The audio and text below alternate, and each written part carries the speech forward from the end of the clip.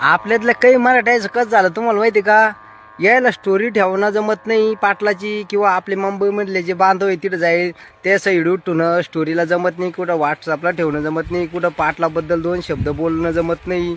हे फक्त आपल्यासारखे किंवा तिथं मुंबईमधले काही बांधव आपले व्हिडिओ बनवून टाकू राहिले, त्याशी व्हिडिओ नुसते पाहून सनी स्किप करून देणं, त्याला लाईक कमेंट करणं काही जमत नाही. कारण त्याला वाटतं कमेंट केली तर त्याशी ते ते साहेब पाहतील कमेंट, मग यायला उजूक शादी तीन.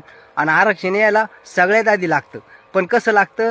फुकट लागतं. अरे तुम्हाला सांगायचं एवढंच नाही, आपण तिथं जाऊ शकत ना तुम्ही तनुदान नाही काही, तर त्याच्या स्टोऱ्या पाटलाच्या आणि आपले काही मराठा बांधव तिथं जायले ना, त्याशी व्हिडिओ स्टोरीला किंवा स्टेटसला लावाला. अजिबात घाबरू नका. आणि भ्याता कोणाला रे तुम्ही? अरे आजपर्यंत आपण त्याशीच गुण गात आलात ना.